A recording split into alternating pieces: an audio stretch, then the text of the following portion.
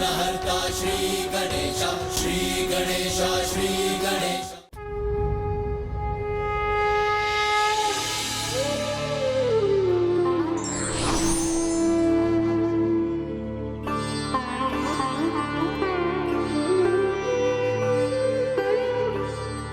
राम नाम पर नाम ते, प्रीति प्रतीति भरोस, सो तुलसी सुमिरत सकल, सगुन सुमंगल कोस। ये तुलसीदास तो अत्यंत साधारण था, परंतु राम नाम से अलंकृत होकर राम नाम की महिमा स्वीकार कर और श्री राम नाम के सुमिरन से ये साधारण तुलसीदास भी सद्गुणों और सुमंगल का संग्रह बन गए। प्रभुदास जी, यदि आपके लिए ये मुरलीधर तो मेरे लिए धनुर्धारी, तब आप ही बताइए, इनके समक्ष अपना शीश झुकाने में मुझे भला क्या आपत्ति होगी? क्षमा कीजिए मुझे संत तुलसीदास जी, शीश तो मुझे आपके समक्ष झुकाना चाहिए। से सीताराम नहीं, भजन शंकर गौरी, जन्म गवायो व्यर्थ ही, अरत पराई पौरी। यदि अपना शीश कहीं झुकाना ही है तो इनके समक्ष झुकाइए, क्योंकि ये सभी व्यर्थ के विवादों से परे हैं। यही प्रभु श्री राम है और यही प्रभु श्री कृष्ण भी। यदि ये सत्य है हे संत महाराज, तो जिस प्रकार आपने श्री राम के महिमा मंडन में अनेकों कविताएं रची हैं, उसी प्रकार प्रभु श्री कृष्ण की प्रशंसा में भी कुछ शब्द अवश्य रचिए। हे कवि श्रेष्ठ, श्री कृष्ण के अद्भुत रूप का वर्णन गुनगुनाकर करने की कृपा कीजिए, जिससे हम सभी कृष्ण भक्तों का उद्धार हो। इस प्रकार संत तुलसीदास जी ने वृंदावन में भी सभी के सामने इस सत्य को उजागर किया कि प्रभु श्री राम और प्रभु श्री कृष्ण एक ही तत्व के दो स्वरूप हैं, दोनों एक ही हैं। भक्त उनमें से जिनको भी मन में बसा ले, वही उसके श्री राम हैं, वही उसके श्री कृष्ण हैं।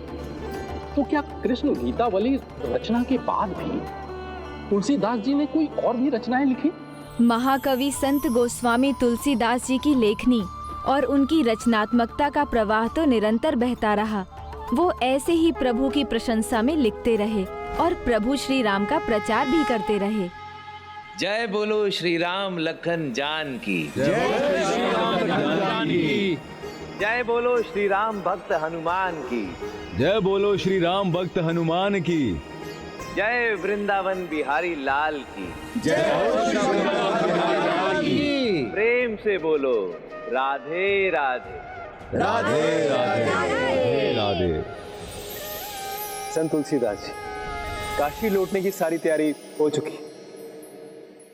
तुलसीदास जी, हम वृंदावन वासियों का सौभाग्य है कि आप यहाँ पे पधारे और आपके मुख से रामचरितमानस के पाठ सुनने का अवसर मिला।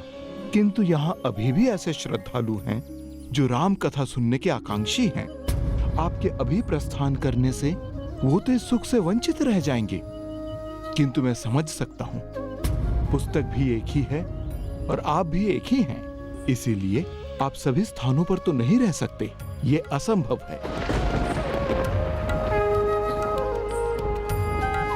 परंतु जिस प्रकार प्रभु श्री राम हर जगह उपस्थित हो सकते हैं, उसी प्रकार प्रभु की ये गाथा सुनाने वाली पुस्तक भी तो हर जगह उपस्थित हो सकती है। आप सब ऐसे अचंभित क्यों हैं? मैं मानता हूं कि इस समय श्री रामचरितमानस का वक्ता एक है, पुस्तक भी एक ही है, परंतु श्री रामचरितमानस के ज्ञाता तो अनेक हैं। आपके श्रीमुख से राम कथा बार बार सुन के रामचरितमानस हमें कंठस्थ हो गई है। ये तो बड़ी अच्छी बात। ज्ञानदत्त, स्मरण है आपको, मैंने आपसे कहा था कि कलयुग के इस समाज में सत्य और धर्म की स्थापना के लिए आप जैसे ज्ञानियों की आवश्यकता होगी। श्री रामचरितमानस के प्रचार एवं प्रसार से आप समाज में वो सहयोग दे सकते हैं जो आप जैसे ज्ञानी को देना चाहिए। मेरे विचार से हम सबको एक साथ एक ही स्थान पर वापस नहीं लौटना चाहिए, अपितु जम्बू द्वीप में भिन्न भिन्न स्थानों पर फैल जाना चाहिए और प्रभु श्री राम की इस गाथा का प्रचार प्रसार करना चाहिए। जय श्री राम। फिर उनके सभी सहयोगी राम कथा के प्रचार के लिए भिन्न दिशाओं में चले गए। तुलसीदास जी ने काशी के लिए प्रस्थान किया और वहां 80 घाट पर निवास करने लगे।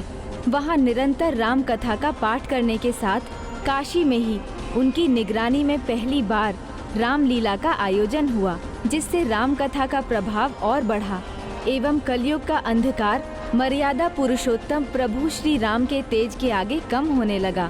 फिर उन्हीं की कृपा से संत तुलसीदास जी ने अनेकों पथ भ्रष्ट लोगों को सुधारा, उन्हें धर्म पथ पर लेकर आए, जिनमें से कुछ तो ऐसे भी थे जो बचपन से ही कलयुग के विकारों से ग्रस्त थे। जय श्री राम, जय श्री राम। रुको, तुम हमारे इलाके में क्या कर रहे हो?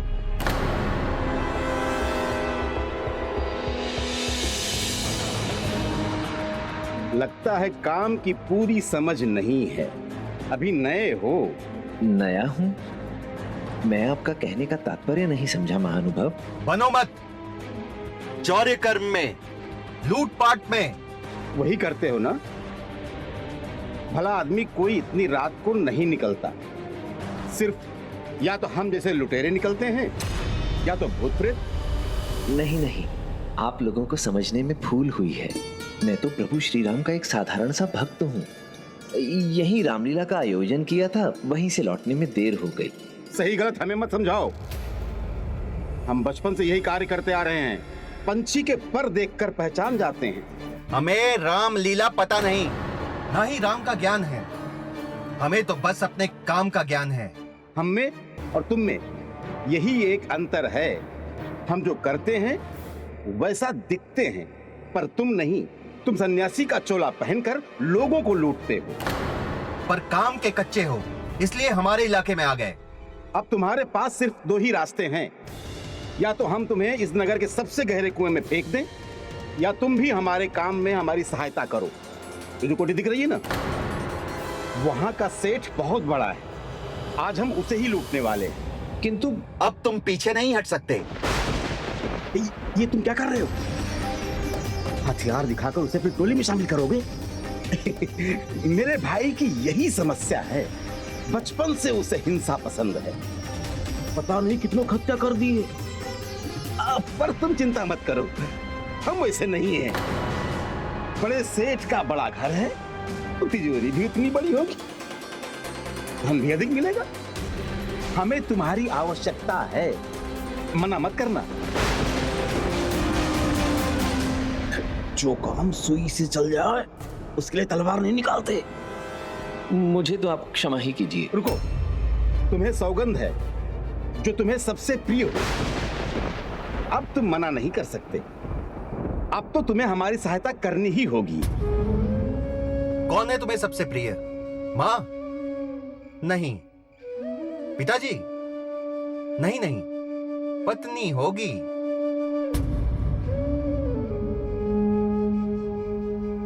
इस वैरागी संत को अपने प्रभु श्री राम से प्रिय कोई नहीं। अरे कोई भी प्रिय हो, हमें क्या। बस सौगंध मत तोड़ना। जो भी तुम्हें प्रिय है उसका मान रखना, हमारी मदद करना।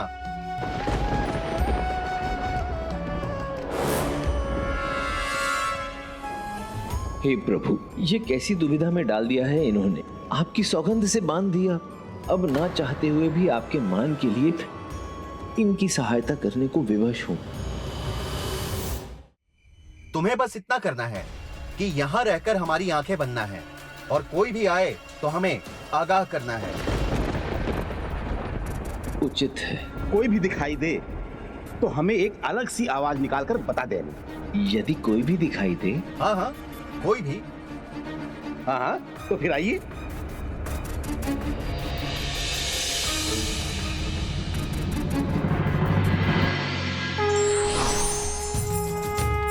जय श्री राम, जय श्री राम, जय श्री राम। जय श्री राम। कौन है? कहाँ है? किसी ने हमें देखा तो नहीं? हाँ, वो वहां।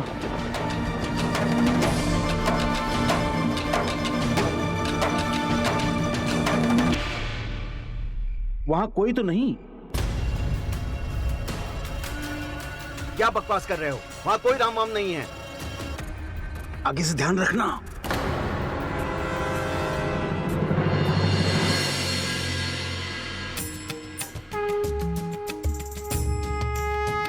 जय श्री राम।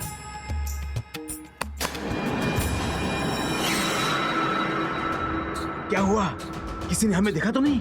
हाँ, वही पहले की भांति श्री राम ने वहां हो रहे। लगता है तुम इतने नए हो, तुम्हें डर के मारे भ्रम हो रहा है। इस बात गलत चेतावनी मत देना। ध्यान रखना।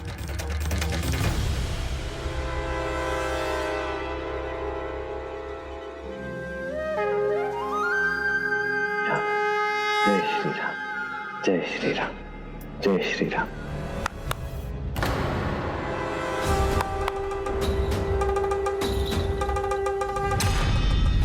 इन दोनों ने तो इस बार मुझे सुना ही नहीं।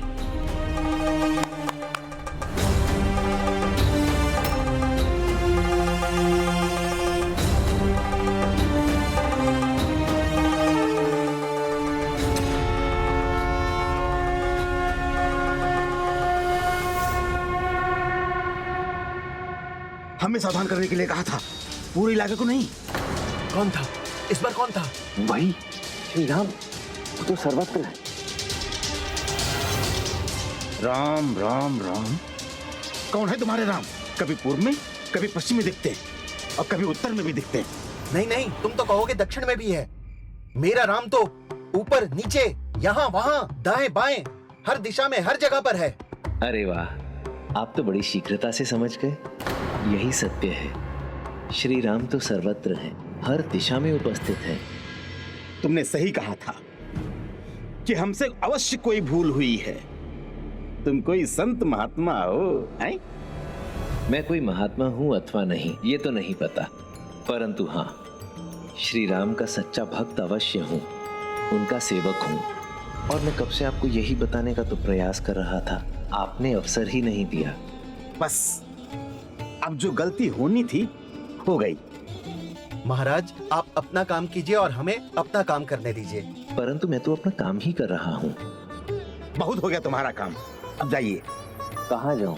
मेरा तो काम ही यही है, भक्तों को उचित मार्ग दिखाना। पहले अपने नेत्र ठीक कर लो, फिर दूसरे को मार्ग दिखाना। तुम्हें तो हर जगह तुम्हारे प्रभु श्री राम दिखते हैं, जो वास्तव में कहीं भी नहीं है। अब तुम हमारा काम देखना। तुम्हारी मदद लिए बिना और तुम्हारी आंखों के सामने इस घर को लूट कर लेकर आएंगे। चलो ध्यान से देखना, चलो। आप लोग भूल कर रहे हैं। आपको क्या लगता है, जो कर्म आप करने जा रहे हैं उसे केवल मैं ही देखूंगा?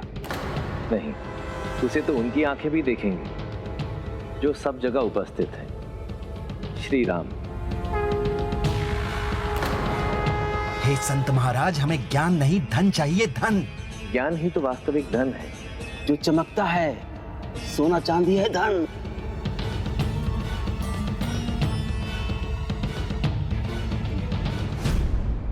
आप पुनः भूल कर रहे हैं। स्वर्ण और चांदी तो केवल तभी चमकते हैं जब उन पर प्रकाश की किरणें पड़ती हैं, परंतु ज्ञान तो अंधकार में भी चमकता है, तेज बनकर। ज्ञान से योग्यता और योग्यता से नम्रता प्राप्त होती है, और ये तीनों मिलकर व्यक्ति को हर जगह सम्मान दिलाते हैं। सम्मान का क्या होगा? उससे पेट तो नहीं भर सकते। यदि ज्ञान है, सम्मान है, तो सब कुछ संभव है। ये व्यक्ति को पद दिलाते हैं और पद से धन की प्राप्ति होती है। अब आप ही सोचिए, ये लाभ का सौदा नहीं है क्या? धन से पेट तृप्त और ज्ञान से आत्मा। आत्मा को किसने देखा है? कौन जानता है इसका सत्य? सत्य तो ये देह है, इसकी जरूरतें बहुत हैं। यदि देह को देखा है तो देह को मिटते हुए भी देखा होगा, परंतु क्या आत्मा मिटती है? नहीं। तो आप ही बताइए कि आत्मा मरने के बाद जाती कहाँ है?